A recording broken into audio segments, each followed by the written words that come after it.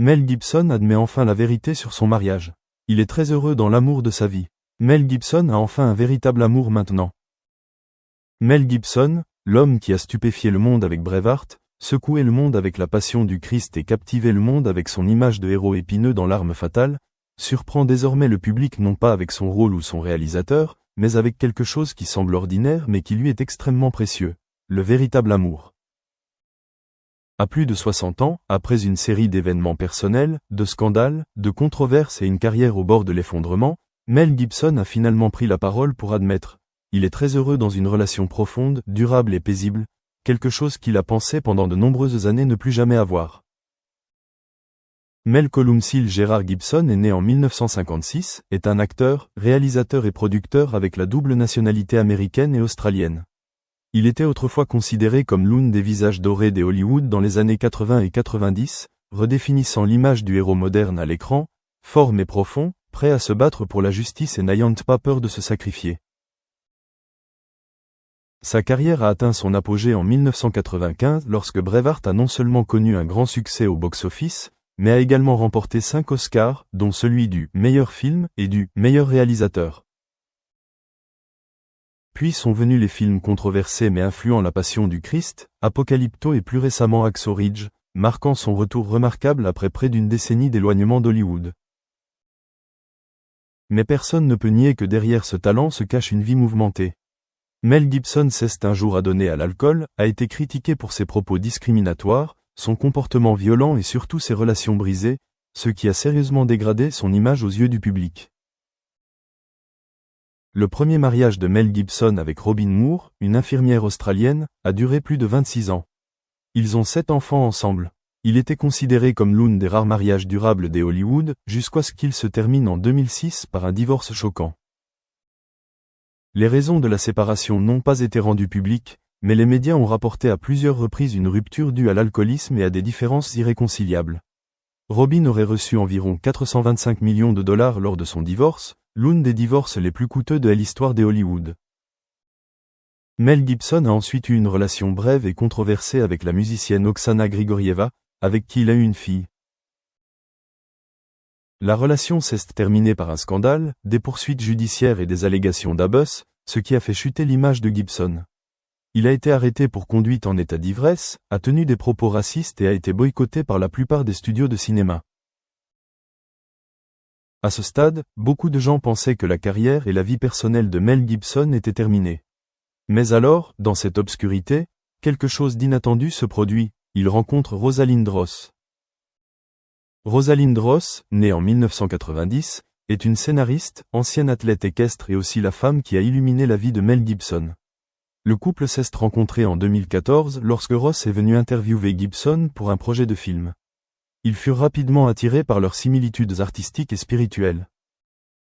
L'écart d'âge de 34 ans est un sujet de ragot depuis de nombreuses années, mais tous deux ont toujours gardé une attitude discrète et calme et n'ont pas couru après les médias. Beaucoup de gens pensaient que cette relation se terminerait rapidement, comme d'autres histoires d'amour dans l'industrie du divertissement. Mais le temps a prouvé le contraire, ils sont toujours ensemble aujourd'hui, plus d'une décennie plus tard. En 2017, Rosalind a donné naissance à son fils Lars Gerard Gibson, le 9e enfant de Mel, et a marqué le début d'un nouveau chapitre de sa vie, redevenir père à 60 ans. Depuis lors, l'image d'un Mel Gibson calme et doux, apparaissant souvent avec sa petite amie et son jeune enfant, a progressivement remplacé les photos scandaleuses du passé. Le véritable amour ne se soucie pas de l'âge, il s'agit de trouver la bonne personne. Mel Gibson a admis. Je pensais autrefois que j'étais incapable d'aimer qui que ce soit. Jay était brisé, Jay blessait des gens et Jay était blessé. Mais ensuite elle est venue, et elle ne m'a pas jugé, ne s'est pas enfuie, n'a pas essayé de me changer. Elle est restée. Rosalind n'est pas du genre à appartenir au monde glamour. Elle mène une vie privée, évite les ragots et se concentre sur l'écriture. C'est ce que Mel chérit le plus. Avec elle, je ne suis ni un acteur, ni un réalisateur, ni même le passé. Je suis juste un homme, et elle m'aime pour ça. Le couple vit actuellement la plupart de son temps dans une villa à Malibu et apparaît souvent ensemble lors de grands événements cinématographiques. Interrogé sur le mariage, Mel Gibson a souri. Je ne pense pas que nous ayons besoin de papier pour prouver notre amour. Mais si un jour, elle veut se marier, je suis prêt à m'agenouiller. Il a récemment laissé entendre qu'il prévoyait une cérémonie intime, sans chichi, sans tapis rouge, juste une promesse faite à la femme qu'il a soutenue pendant ses années les plus difficiles. Peut-être que peu de gens s'attendaient à ce que quelqu'un qui était autrefois célèbre pour ses rôles violents et ses déclarations choquantes puisse devenir si doux et accessible. Mais c'est la magie de l'amour. Non seulement il guérit, mais il adoucit les cicatrices les plus tenaces. Mel Gibson a un jour presque tout perdu, sa réputation, sa famille, sa carrière. Mais maintenant, il a une femme qui le comprend et l'accepte, un petit enfant qui lui apporte de la lumière chaque jour et une paix intérieure qui est revenue. J'avais l'habitude de vivre dans le doute et la colère. Maintenant, je me réveille avec un sentiment de gratitude. Avoir quelqu'un à mes côtés, avoir le rire des enfants, avoir le pardon, c'est quelque chose que je pensais ne jamais avoir. Процессе, она такая достаточно лояльная и такого демократического характера, то есть мы всегда в помощь и в рекомендацию, то есть никому ничего приказать мы не можем, то есть у нас нет никаких показателей, что там 10% должно быть там заполнено курсом или там 20, 30, 40, то есть вот этого нет, но мы регулярно проводим повышение квалификации для преподавателей, у нас за год может от 300 до 500, 700, вот в прошлом году, наверное, максимальное количество было преподавателей, проходят такие курсы, где мы их обучаем двум вещам. Первое – это делать курсы, и если есть такое желание, и это действительно оправдано, то мы разрабатываем курсы для встраивания в дисциплины.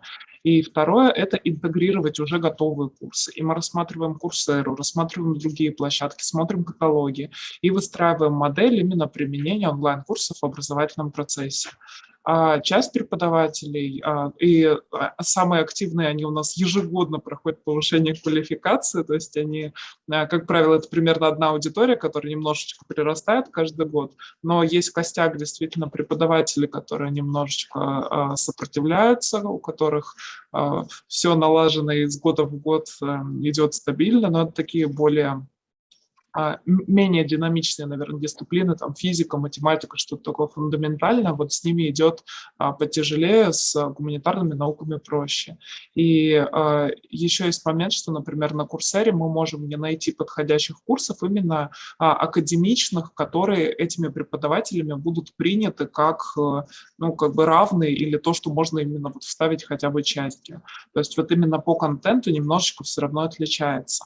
Поэтому мы либо делаем здесь свой контент, либо берем как дополнительный материал такие курсы. Вот с преподавателями вот такую работу регулярно проводим. Но еще есть выразительные примеры, когда, например, там, кто-то из математиков все-таки решится или кто-то из физиков, и мы делаем эти курсы. Потом мы устраиваем научно-методические конференции, когда мы показываем там банк лучших практик, записываем видео, также отправляем преподавателям о том, как их коллеги использовали.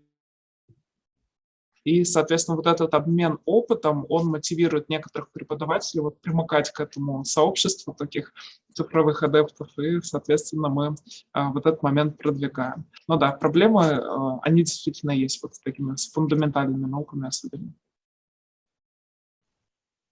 Повторю. Да, так, первая часть речи, я так поняла, что это был камень в наш огород по поводу принуждения. Но у нас действительно есть методические рекомендации, как я уже говорила, о том, что определенное количество дисциплин должно быть закрыто онлайн. Это было